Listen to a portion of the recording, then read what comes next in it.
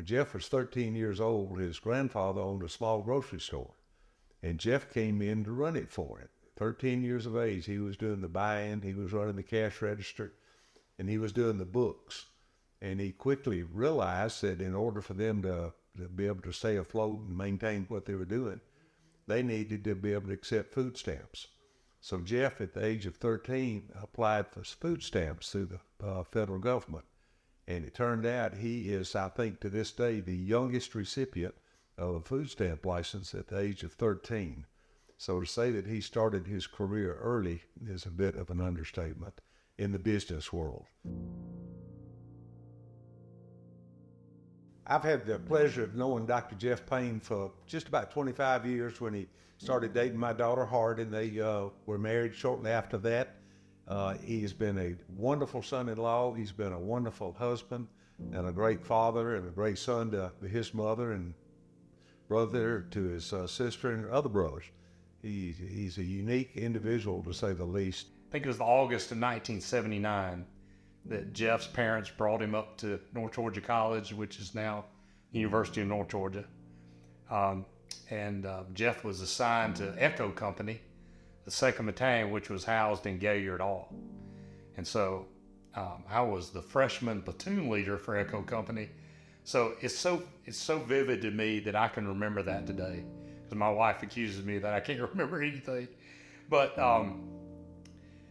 so as an incoming freshman, and being especially in the Corps cadets, we called the new cadets frogs.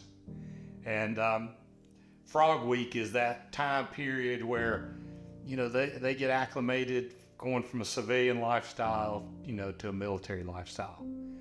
But we helped get Jeff settled in his dorm room, and his roommate was Chip Frierson. And they were friends from Gainesville High School. And so I guess the best way for me to describe it was I did my best Eddie Haskell impression with the parents, got them out of the dorm, and then I came back down to their room and introduced them to the proper military push-up.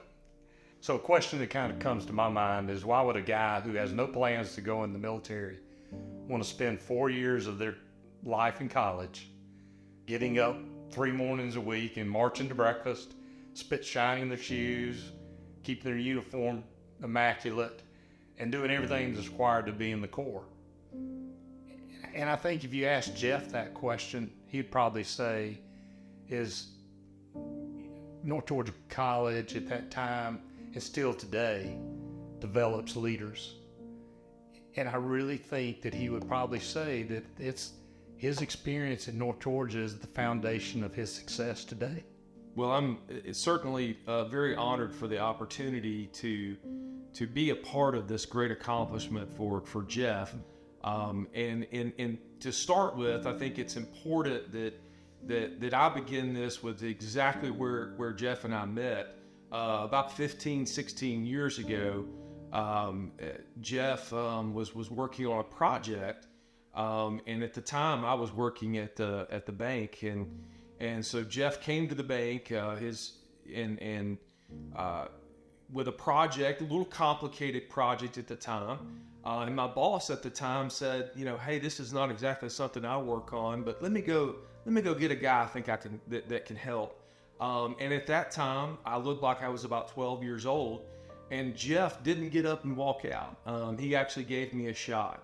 And so 15, 16 years later, here we are. And so, one of his tremendous qualities is seeing people, and being able to work with people in any fashion that's necessary.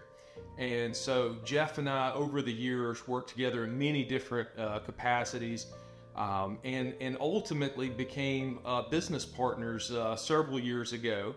And it all started from that chance meeting that we had many years ago, where he gave me an opportunity, and ultimately, through business and through those opportunities, a great friendship was born. And so that friendship is something that we carry in business each and every day. and it's something that I cherish a great deal in working with him.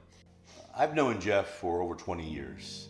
He brought me to Gainesville to join his ophthalmology practice in 2002. I'm still to this date surprised that he was able to bring an Ohio boy down to Georgia, but I was very happy with the choice. Go Buckeyes.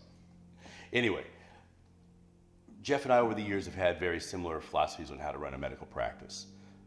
I feel that he put emphasis on outstanding patient care, outstanding surgical outcomes, and I do believe he delivered on that. His patients received outstanding medical care. Jeff was never afraid to work on cutting-edge techniques. Under his leadership, we were one of the first in the country to offer laser-assisted cataract surgery. We were also the first in the state to have intraoperative aberrometry. Over the years, I saw many patients that knew Jeff well.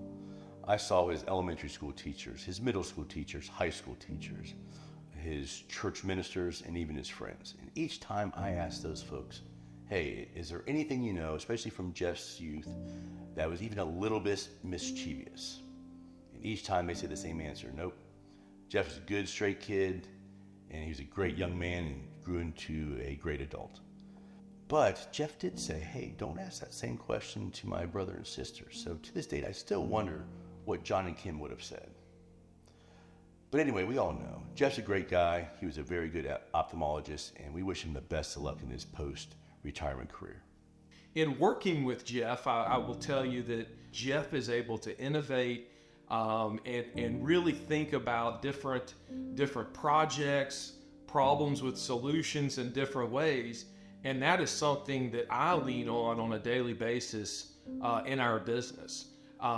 Jeff would tell you that he is more the visionary. I may be the executor in several capacities in our business, but Jeff is definitely the vision, and his ability to see pieces of property or projects and opportunities is really remarkable, and it speaks to his accomplishments and one of the reasons why we're here today. And some of the projects he's done here in Gainesville are they're unbelievable. What he's done with the National, the Marriott Hotel on the square and the apartments, and then when he bought the Jackson property right across the street and has added the vault and restaurants and other amenities over there. It's gonna leave a mark on Gainesville and Hall County that'll be here for a long, long time. I think it's great fun to go downtown now and see how vibrant it is, and Jeff has played a major part in that, and he'll continue to play a major part in it. He's got a lot of ideas, and it's fun to watch him develop these ideas, the time and energy he puts into it and the resources he seeks out in order to be sure that before he takes that first big step, that it's the right step. I've done a number of projects with him, and I'm more of a shoot from the hip kind of guy. So I enjoy working with Jeff because I know that he's dotted all the I's and crossed all the T's before we do anything like that.